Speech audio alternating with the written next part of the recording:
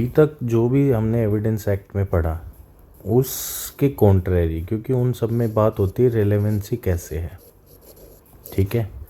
अब हम जो पढ़ने जा रहे हैं वो है सेक्शन 11। वो कहता है कि जो फैक्ट्स हैं, ऐसे फैक्ट्स जो कि ओरिजिनली तो क्या है, रेलेवेंट नहीं है, ठीक है ना, but it becomes relevant but on the fulfilment of conditions given in this section. और वो कंडीशंस क्या है एक बार देख लेते हैं। Facts not otherwise relevant are relevant, मतलब वैसे तो रेलेवेंट नहीं है but becomes relevant if they are inconsistent with any fact in issue or relevant fact, if by themselves or in connection with other facts they make the existence or non-existence of any fact in issue or relevant fact highly probable or improbable।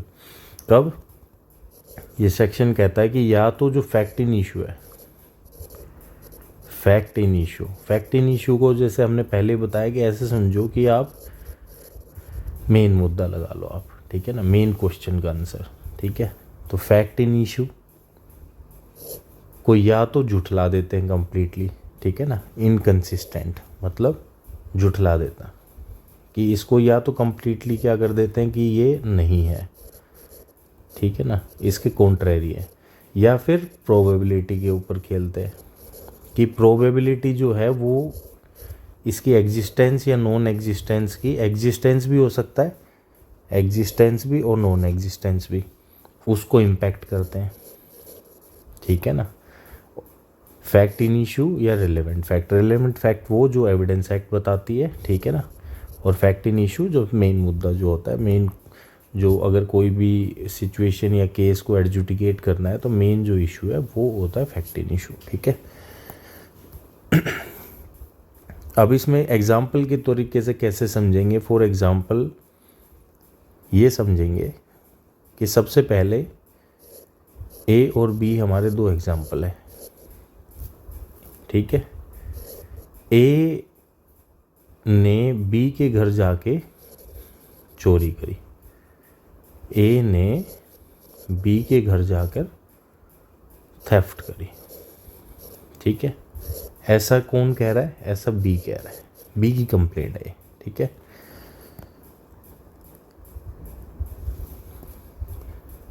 अब ए कहता है कि मैं जिस time पे B बता रहा है, जिस टाइम पे बी बता रहा है उस टाइम पे तो मैं मान लो जेड जगह पे था या एक्स जगह पे था, ठीक है, एक्स जगह पे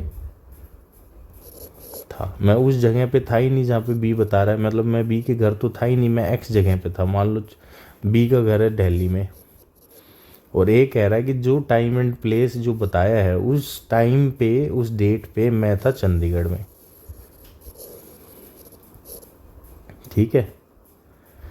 now the fact that A was present in Chandigarh, A was present in Chandigarh is inconsistent with the fact that A had come to the house of B and did theft, ठीक है ना।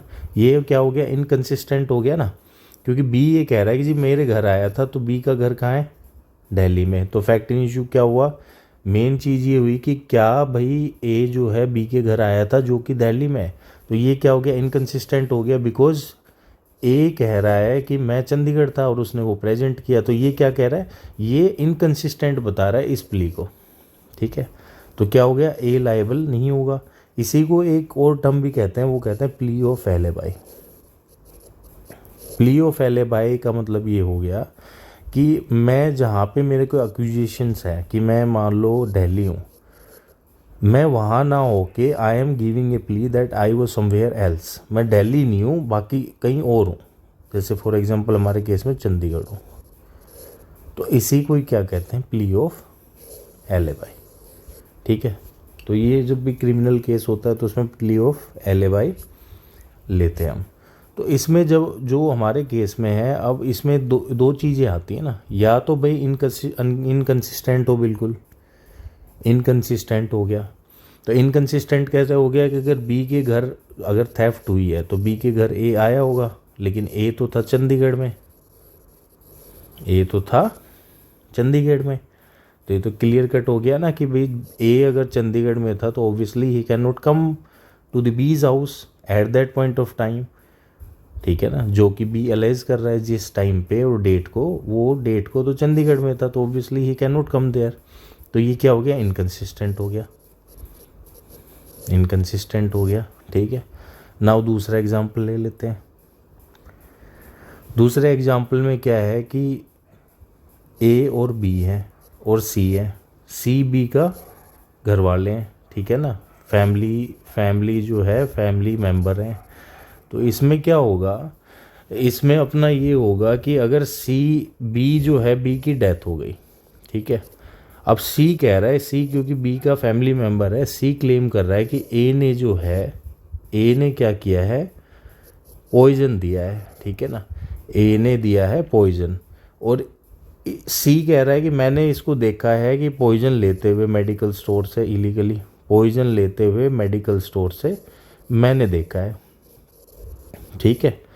अब मेडिकल स्टोर की जो छानबीन होती है उसमें पाया जाता है कि भाई जो ए है वो तो उस टाइम पे मेडिकेशन ले रहा था नॉर्मली, ठीक है ना, वो तो क्या ले रहा था, मेडिकेशन ले रहा था, और उसकी उसने स्लिप दिखाई कि भाई उसने पैरासीटामोल लिए, मान लो, ठीक है, पैरासीटामोल ली है। तो initially the fact that he had purchased and is having a slip of paracetamol was not relevant to the present matter, कि भाई अगर ए ने पैरासीटामोल लिया तो इन itself independently how does it matter, no matter। लेकिन इस प्ली के साथ में जब सी ने कहा कि जी इसने पॉइजन लिया है और इस मेडिकल स्टोर से लिया है और मैंने देखा है, नाउ इट बिकम्स रिलेवेंट कि उसने क्या ली है, पैरासीटामोल ली है। तो initially it was not relevant at all, but it becomes relevant because ये जो है ये प्रोबेबिलिटी या फिर उसकी इनकंसिस्टेंसी उस पर हिट करता है।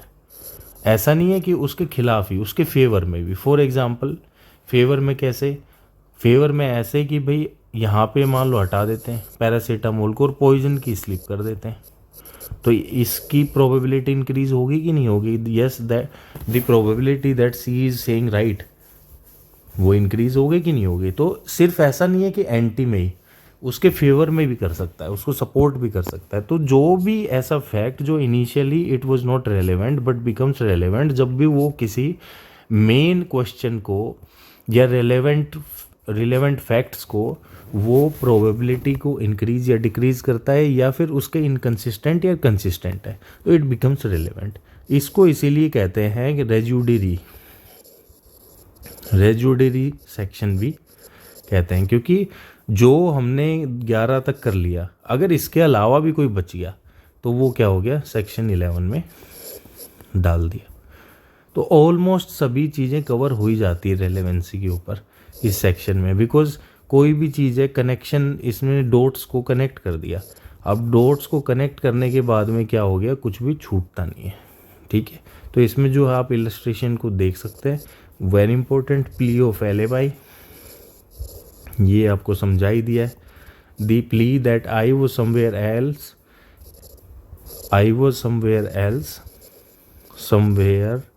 Else as inconsistent as alleged, inconsistent to the alleged, ठीक है ना,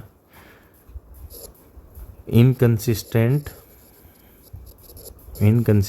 टू द एलिगेशंस, ठीक है ना, कि भाई मान लो दिल्ली था और मैं था कहीं मुंबई, तो ये क्या हो गया, plea of alibi that I was somewhere else, जो एलिगेशंस है उसके कॉन्ट्रेरी मैं कहीं और था, तो ये क्या बोलते हैं, plea of alibi. Plea of alibi section 11 में आती है।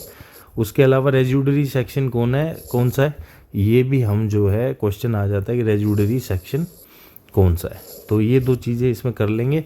वेरी इंपॉर्टेंट सेक्शन, क्रिमिनल जो ट्रायल्स है उसमें बहुत बार यूज़ भी होता है और इनफैक्ट किसी भी सिविल केस में भी हो जाता है यूज़, बट क्रिमिनल में काफ़ी यूज़ होता है, तो इसको देख लेंगे।